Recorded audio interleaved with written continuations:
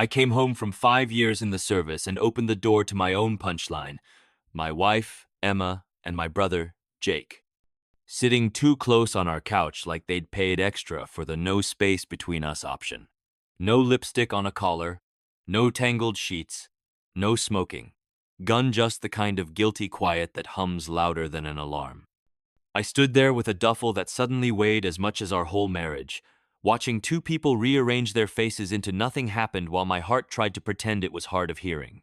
I didn't storm in, didn't flip the table, didn't catch anything but the way her hand flew off his knee like it touched a hot stove. That's the joke. I survived deployment and came back to a crime that left no fingerprints. Just the smell of betrayal and the echo of my own name stuck in Emma's throat. Jake coughed. Emma blinked, and I realized there are 1,000 ways to be stabbed without a knife. So I did what good soldiers do. I stood there, swallowed the grenade, and smiled like I was happy to be home. No proof, no scene, just me learning that some battles come without bugles and some defeats happen in living rooms. If you want a title for this farce, call it Welcome Home, Cole, starring the man who saw enough to know and not enough to accuse an audience of one to the worst show on earth. Good evening, and welcome to Kitchen Table Talks. I'm Pat Sajak. If you're new here, please subscribe, hit the notification bell, and leave a comment. Your thoughts help these conversations reach the people who need them most. You've just heard Cole tell a story that lands somewhere between tragedy and farce. 5 years serving his country, a homecoming without confetti, and a living room where silence said more than anyone dared to. I remember the first day I met Emma at the town library. She asked to borrow a pen. My hands shook, and I dropped the cap. She laughed. Not Cole, thank you for speaking plainly, no dodging, no varnish. In every everyday detail, you shared the library, the small apartment with the stubborn heater, the long hug at the station. I hear a love built from small, durable bricks. Maybe that. I've tried to stay calm long enough. Here is the truth. I am furious. My hands shake when I open a cabinet. My pulse hammers so hard it makes my head throb. I don't need polite explanations. I was betrayed.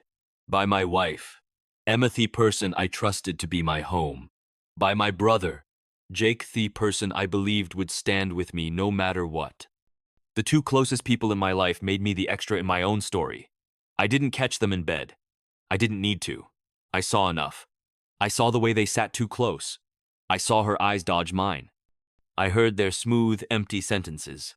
I know. Since that night, sleep feels like being dragged over gravel. Every time I close my eyes, I see them on that couch and feel myself pushed to the outside. I get up, walk the kitchen, scroll through old photos until the warmth in them turns into a knife. I read Emma's messages, Jake's messages, then put the phone down because part of me wants to throw it and part of me can't let go. I'm angry that I still love them. I'm angry that my chest won't obey orders. I'm angry that my throat closes when I try to ask for the full story. What eats me alive is the helplessness of having no clean proof nothing that convinces everyone at a glance. I have memories, small details, a certainty that doesn't fade. I hate having to measure every word so I don't sound unhinged in my own life. I used to be a soldier, clear objective, clear duty, clear lines. Now I stand between the two people I love most, and there isn't a word for them that doesn't cut me open. I think about our wedding. The cramped apartment with the loud heater. The creek where Jake and I fished as kids. All of it lines up in front of me like it's daring me to admit I trusted the wrong people. The shame is real. I feel small. I feel lost. I've tried holding back. I've tried speaking evenly. I've tried giving them the chance to tell the truth. What I heard instead was silence stretched thin, circles of talk that went nowhere, apologies that never named the act. And the anger climbs into my throat again. I don't know what tomorrow will look like. I know what today is. I'm done minimizing this. I'm calling it by its name, betrayal. I'm naming the fear loss. I'm naming the anger something I was owed was taken from me. Respect, honesty, and the right to know what happened in my own home. I'm not trying to be a hero. I'm asking for fairness. If there is anything left to save in me, it starts with saying everything out loud. Without sugar. Without spin. Emma. Jake, you took something from me that I can't get back whole. I will keep living, but I won't pretend I'm fine. I won't pretend this is normal. I won't smile to make it easier for anyone else. Not one more minute. Cole, I hear the stack of questions that won't let you sleep, and they deserve to be named. You're asking, was I blind? Why didn't they tell me the truth? When did this start? What part of what they said was real? If I forgive, am I betraying myself? If I don't, am I throwing away a life I still want? You're also asking about fairness. I serve. What did the home front owe me? At minimum, respect, honesty. Then there's identity. Am I still a husband and a brother, or did I get demoted to a bystander in my own house? And underneath all of it, fear. If I let go, I lose my family. If I hold on, I lose myself. Every one of those questions is valid. There isn't a perfect answer, only a path you can live with while keeping your dignity and your sleep. So let's bring this to something you can act on right now. You don't have to solve the entire maze tonight. You just need a compass. Here's my single focused ask, and I want your gut answer, not the polite one. If you had to protect one thing, first full truth, your self-respect. ChatGPT de noi. You want a choice? I choose self-respect. Not tomorrow. Not after everyone calms down. Now. I have given enough ground to silence, to half answers, to the hope that if I wait long enough, the truth will show up on its own. It hasn't. So I'm drawing a line I can actually live with. Emma, Jake, hear me clearly. I will not play the agreeable husband who nods along, and I will not be the big brother who crushes himself to keep the peace. I still want the truth, but before the truth, I need safety for my dignity and my heart. That starts with immediate distance. I am packing a bag and leaving this house for a set period on my terms. No shared bed, no casual dinners, no let's just act normal. Communication goes in writing only. No late-night calls, no drive-by apologies. If you have something to say, write it, sign it, own it. If there is any chance of repair later, these are the non-negotiables. Full disclosure. A factual timeline, from the first text to the last meeting. No missing days, no edits for comfort. Accountability. Apologies that name the act, no misunderstandings. No, we got too close. Use the real words. Boundaries. Immediate. No contact between you two, outside of supervised, necessary family logistics. If that complicates future holidays, so be it. Professional help, individual therapy for each of you, and, if we even consider it, structured couples therapy for me and Emma with goals and dates on paper. My consent matters. No decisions about moving forward are made without me. I'm done being a bystander in my own life. If any of this sounds harsh, understand what soft has cost me. Nights staring at the ceiling, a chest that won't unlock, a mind looping the same scene until it tears. I loved you both. I probably still do. That love will not be used against me again. I am not promising reconciliation. I am not promising anything beyond this. I will choose what lets me look in a mirror without lowering my eyes. If the truth you deliver makes repair impossible, then we will end this with the same clarity I'm demanding now. We will divide property, set boundaries, and move on. No screaming, no spectacle. Just a clean cut instead of a slow bleed. And if you can't meet these terms, if you offer more silence, more careful wording, more fog, then that is my answer too. I will not negotiate my self-respect for access to a history. I wore a uniform for 5 years. I know what a standard is, and I know what happens when you let it slide. The first duty I have today is to myself. So here is my order of priorities. So there's no confusion. Self-respect first. Truth second. Repair only if those two are honored. If you can stand with me at step 1, we talk. If you can't, the conversation ends here. I am done pretending I'm fine. I am done smiling to make this easier for anyone else. I will stand up straight for me, and I will walk forward alone if I have to. Cole, I hear your choice self-respect. First, and I want to say plainly, I think you're doing the hardest, healthiest thing a person can do after a blow like this. My personal view, the distance you've set, the move to written communication, and those non-negotiables aren't punishment, they're structure. Structure keeps you safe while the truth has a chance to surface without grinding you down a second time. And I agree with you on language. An apology that won't name the act is just a delay tactic dressed up as compassion. What strikes me most is that you're not trying to win an argument, you're trying to stay whole. That matters. It tells me you're steering by values, not adrenaline. Whether this story ends in repair or in parting, you'll be able to say you protected your dignity and ask for clarity instead of chaos. From where I sit, that's not only reasonable, it's responsible.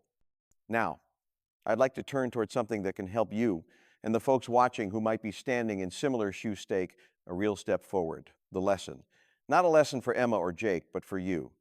Looking back from the night you walked in to this very moment, what is the single biggest lesson you've learned about yourself? Is it about how quickly you set boundaries, how you listen to your instincts, or how you ask for truth without sacrificing your center? On boundaries and early warning signs. If you could rewind 6 months, a year, what would you watch for? And what would you do differently the first time your gut whispered instead of screamed? Name one practical change you'll carry into every relationship from now on. And for someone watching who feels that same quiet dread but doesn't have clean proof, what's your one-sentence message to them? The sentence you wish someone had handed you before this cracked open? Take your time and answer in the order that helps you breathe. No perfect phrasing, needed, just the truth you can stand on. If you can put that lesson in your own words tonight, you'll leave here with more than a plan. You'll leave with a compass. And whatever comes next, verification, distance, or a structured attempt at repair, you'll be walking with your feet under you, not on your knees. The biggest lesson I've learned about myself is that I can be both loving and firm without apologizing for either. For years, I equated patience with silence and loyalty with self-erasure. I thought giving people time and benefit of the doubt was the same as caring for them. It wasn't. Real care includes clear limits. The night I came home didn't just break trust. It showed me I had let my needs slide to the bottom of the list. I'm not proud of that, but I'm grateful I can see it now. I can ask for the truth without raising my voice. I can protect my dignity without becoming cruel. That balance is new for me, and it's mine to keep. On boundaries and early warning signs. If I could rewind 6 months, I would take my own instincts seriously the first time they stirred. I'd watch for small but consistent shifts, private jokes that don't include me, sudden secrecy about schedules, defensiveness around simple questions, the "we're just tired" answer that keeps showing up. I'd name those changes out loud the first week I felt them, not the fifth. Practically, here's what I'll do differently from now on. Set check-ins on the calendar about how we're doing. Agree in advance on what counts as transparency, phones down during dinner. No hiding messages. Clear plans for time spent with family. And when my gut whispers, I'll ask one direct question and expect a direct answer. If that answer wobbles, we pause and address it, no pretending, no pushing it to later. For someone watching who feels that same quiet dread but doesn't have clean proof, here's my one sentence. Treat your feelings as data, not dramas. A clear question, set a clear boundary, and let the response teach you who you're dealing with. You don't need a perfect picture to protect yourself. You need one solid step. Maybe that step is saying, "This feels wrong. I need the full timeline." Maybe it's, "We're moving to written communication for now." Maybe it's, "I'm taking a week apart to think." Whatever it is, make it specific and make it yours. I still wish none of this happened. I still love the people involved. But the lesson I'm taking forward is simple. Love that costs you. Your self-respect isn't love you can live in. My next choices will honor that. Friends, let me quickly and without judgment recap what we heard tonight. Cole came home after 5 years in the service and found a scene that shook his sense of home. His wife, Emma, and his brother, Jake, sitting too close in his living room. There was no dramatic caught in the act, no neat evidence for a headline, just a new distance, diverted eyes, and answers that didn't land. Faced with that, Cole chose a clear order of priorities: self-respect first, truth second, and repair only if the first two are honored. To protect himself while seeking clarity, he set temporary distance, moved all communication to writing, and laid out non-negotiables. A full timeline, apologies that name the act, firm boundaries, professional therapy, and no moving forward decisions without his consent. He also offered a lesson to himself and to anyone listening. Love and firmness can coexist. Patience isn't silence, and boundaries work best when they are set early, when the gut is whispering, not shouting. For those living with dread but lacking clean proof, Cole's message was simple. Treat feelings as data. Ask one clear question, draw one clear line, and let the response show you who you're dealing with. Now, I'd like to turn to you, the audience, with a few open questions to assign blame, but to surface values that help a person stand upright in hard moments. If you were in Cole's shoes, what would your priority order be? Self-respect, the full truth, or the possibility of repair, and why? What, in your view, makes an apology credible after a breach of trust? Is it specific ownership of actions, a plan to repair, measurable boundaries, or something else? What is the minimum boundary you would set immediately to protect your well-being while keeping a door open for honest conversation? We're not here to deliver verdicts. We're here to practice calm, practical courage, naming what hurts, protecting what matters, and choosing the next right step instead of the next loud one. If you've navigated something similar, your experience might be the lifeline someone else needs tonight. So please take a moment to share in the comments which part of Cole's approach resonates with you. What would you do differently on day one? And what is one sentence you'd offer to someone sensing that something's off but lacking proof? If this is your first time at Kitchen Table Talks, I'd be grateful if you'd subscribe, tap the notification bell, and share this episode so it can reach the people who might need it most. You can also submit your story anonymously. We read everything, respect boundaries, and prioritize emotional safety. Thank you for sitting with us at the kitchen table too, where we don't rush to judgment. We slow down, listen closely, and find a steady next step together.